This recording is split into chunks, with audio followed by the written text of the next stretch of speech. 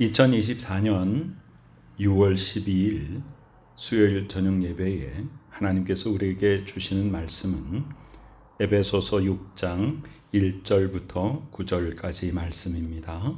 함께 봉독하겠습니다. 자녀들아, 주 안에서 너희 부모에게 순종하라. 이것이 옳으니라. 네 아버지와 어머니를 공경하라. 이것은 약속이 있는 첫 계명이니 이로써 내가 잘되고 땅에서 장수하리라.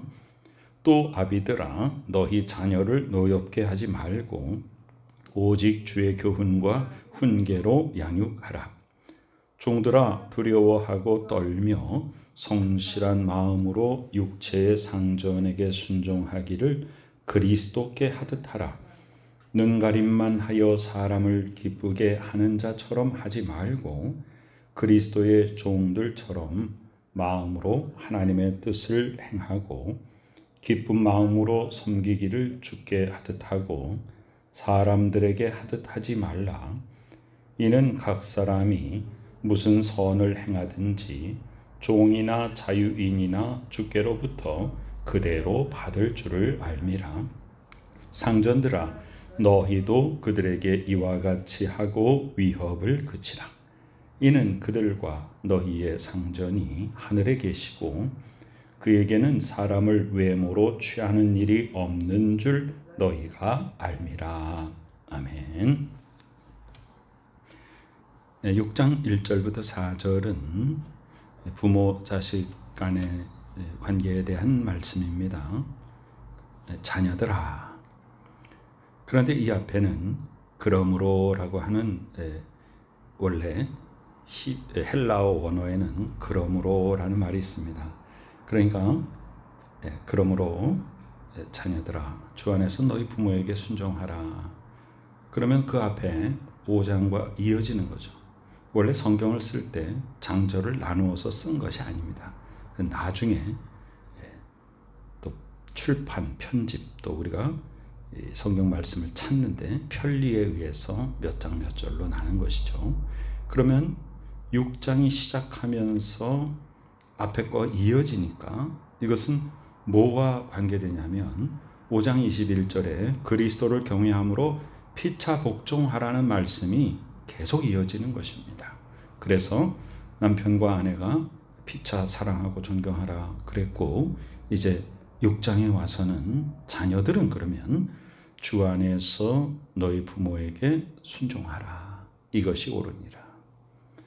그 다음에 2절 앞에는 왜냐하면 내 아버지와 어머니를 공경하면 이것은 약속 있는 첫 계명이기 때문이다. 그런 말입니다.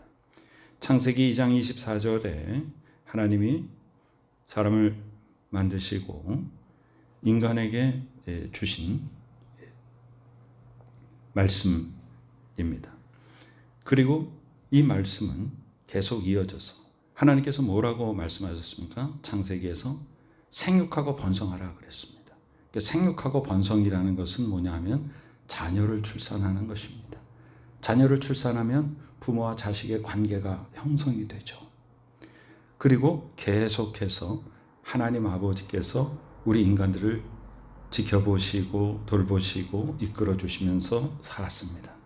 그동안 참 여러 가지 일들이 있었죠. 인간이 계속 죄악된 삶을 행합니다.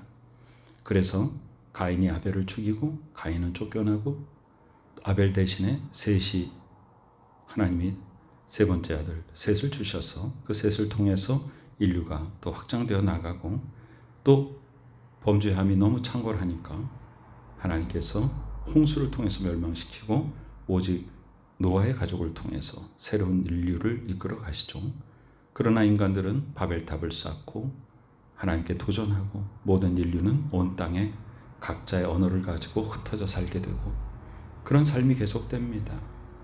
그러다가 이스라엘 백성들은 원래 처음에는 손님으로 이집트에 갔지만 거기서 종살이를 하게 되었고 430년 동안 종살이 하였을 때 하나님께서 모세를 보내서 백성들을 이끌어내십니다.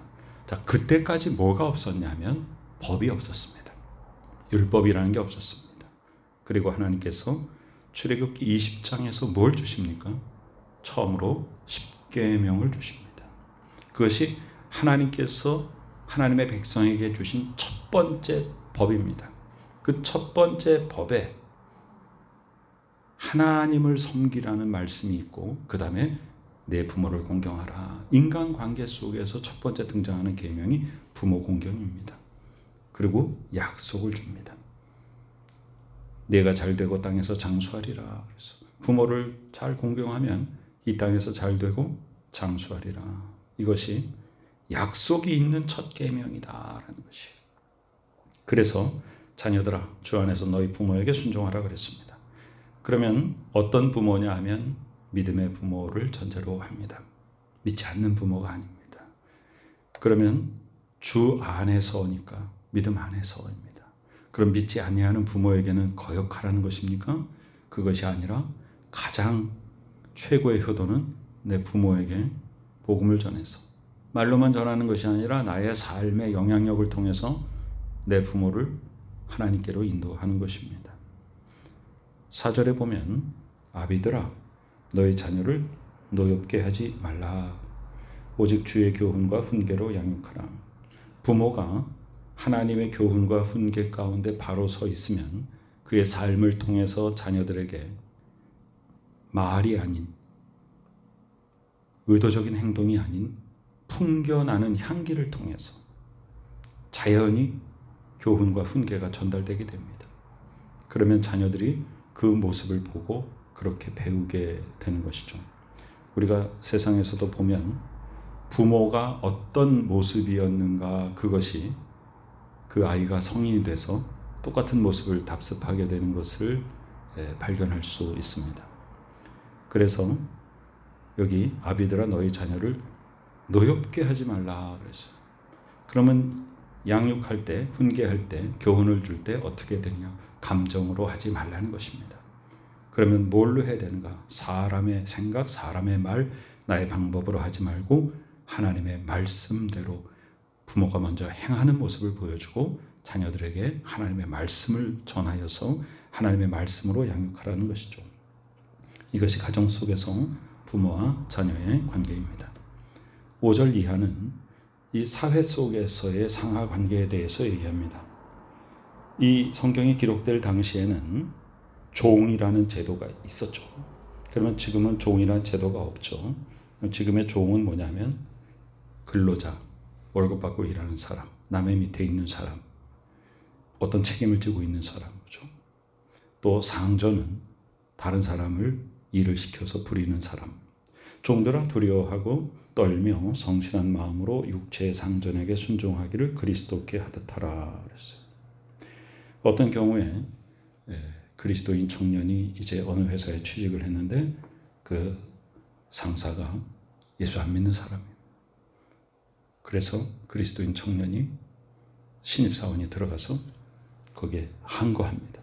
당신 예수 믿지 않는 사람이니까 내가 순종하지 않겠다. 그것은 아름다운 모습이 아닙니다. 요셉은 이집트에 원치 않게 끌려가가지고 남의 집 종살이를 하면서도 그 집 주인을 성실하게 섬겼습니다. 그래서 그는 끝내 그 이방 나라의 총리 대신이 되었죠. 그리고 하나님의 뜻을 이루어가는 중심이 됩니다.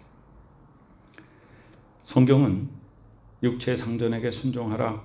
어떻게 하라? 그리스도께 하듯 하라 말입니다. 그 사람이 어떤 사람이든 그 사람이 예수님 믿는 사람이든 아니든 그러면 그 사람이 예수님 믿는 사람이 아니라면 나의 상사가 예수님 믿는 사람이 아니라면 내가 예수님 믿는 사람으로서의 그리스도의 향기를 바람으로 말미암아 그가 예수 믿는 사람 정말 다르구나 라고 하는 것을 감탄하게 되는 것이죠. 그런데 만약 내가 예수 믿으면서 내 상관이 예수 믿지 않는다고 해서 거기에 순종하지 않으면 우리는 어떤 말을 듣게 돼요? 저 예수 믿는 사람들 봐라. 저렇게 잘못하고 있다. 이렇게 손가락질 당하게 됩니다. 6절에 보니까 마음을 온전히 다해서 하라. 눈가림만 하여 사람을 기쁘게 하는 자처럼 하지 말고 겉모습으로 아부하거나 아첨하거나 눈에 보이는 것으로 하지 말라. 진심으로 하라. 그리스도의 종들처럼 마음으로 하나님의 뜻을 행하라. 기쁜 마음으로 섬기기를 주께 하듯 하고 사람들에게 하듯 하지 말라 그랬습니다. 우리가 모든 인간관계를 이렇게 한다면 이 세상이 얼마나 아름다워지겠습니까? 이것은 결코 비굴한 것이 아닙니다. 이것은 그리스도의 섬김을 내가 실천하는 것입니다. 사람을 변화시키는 것은 끝없는 사랑밖에 없습니다. 사회생활 속에서 어떤 사람이 나를 굉장히 괴롭힐 수도 있습니다. 어떤 공동체나 조직이 나에게 굉장히 힘든 삶을 강요할 수도 있습니다. 그러나 그 속에서 정말로 그리스도께 하듯 순종하고 마음을 다해서 하나님의 뜻을 행한다면 우리는 세상을 변화시키고 바꾸는 그리스도의 능력을 행할 수 있을 것입니다. 이는 각 사람이 무슨 선을 행하든지 종이나 자유인이나 주께로부터 그대로 받을 줄을 알미라. 예수님께서 70인의 전도대원들을 둘씩 짝지어서 보내면서 어느 집에 가든지 평안을 빌라. 만약에 그 평안이 그 집에 합당하면 그 평안이 그 집에 임할 것이요. 만약 그 사람이 거부한다면 너희가 빈 평안은 너희에게로 돌아올 것이다. 우리가 누구에게나 복음 전도할 때 그분이 받아들이면 정말로 생명의 복음이 그 속에 들어가는 것이고, 만약에 받아들이지 않으면 복음을 전하는 나에게 그 축복이 오는 것입니다. 자, 여기 선을 행하는 것이에요. 누구한테 선을 행합니다. 그런데 어떤 사람이 내가 선을 행하는 것을 도리어 이용해가지고 나를 기만하고 나를 억울하게 만든다. 하나님이 다 아십니다. 하나님이 몇 배로 갚아주십니다. 그러나 내가 선을 행해서 그 사람이 그 선을 잘 받아들이면 나에게도 베풀어서 좋은 거고 그 사람은 선을 받아서 좋은 것이죠. 그러니까 우리는 그 사람이 상대방이 받건 안 받건 우리는 무엇이든지 선한 것을 행하는 것입니다. 축복을 전하는 것입니다. 평안을 비는 것입니다. 구절에는 이제 상사들, 남을 부리는 사람들, 상전들아 너희도 그들에게 이와 같이 하고 위협을 그치라. 이전 번역의 성경에 보면 공갈을 그치라 이렇게 좀 더 적나라하게 번역됐었죠. 갑질하지 말라는 것입니다.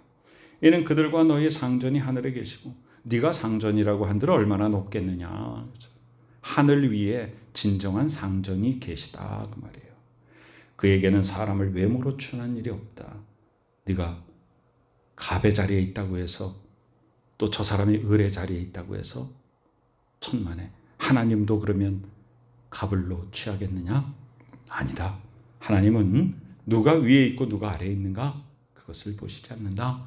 외모로 취하지 않는다. 세상에서의 지위와 경제력이나 세상에서의 권력이나 이런 것을 하나님은 보시지 않고 마음의 중심을 보시는 분이다. 이렇게 우리에게 말씀하십니다. 오늘 말씀의 중심은 뭡니까? 그리스도께 하듯 하라입니다. 겉으로만 하지 말고 말로만 하지 말고 마음을 다하여 섬기고 선을 베풀라. 피차 그렇게 하라는 것입니다. 그래서 그 말씀을 다시 한마디로 압축하면 5장 21절에 그리스도를 경외함으로 피차 복종하라입니다. 그리하여 하나님이 기뻐하시는 아름다운 인간관계, 복되고 사랑이 넘치는 귀한 공동체를 세워가는 우리 모두가 되시기를 간절히 축원합니다. 아멘. 하나님의 은혜 감사드립니다.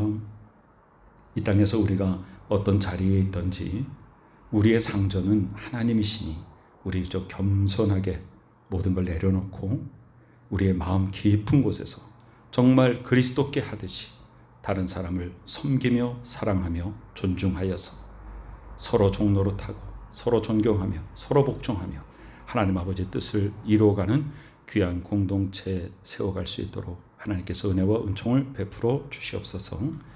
지금은 우리 구주 예수 그리스도 귀하신 은혜와 하나님 아버지 크신 사랑하심과 성령님의 놀라운 역사하심이 이 시간에 서로 피차 종노릇하라는 하나님의 말씀을 듣고 우리가 타인에게 대할 때 주께 하듯 성심껏 섬겨서 하나님이 기뻐하시는 귀한 인간과 인간관계의 귀한 공동체를 세워갈 수 있도록 하나님 앞에 헌신하고 나아가는 복된 하나님의 자녀 믿음의 식구들의 머리 위에 지금부터 영원까지 함께 계시옵기를 간절히 축원하옵나이다. 아멘.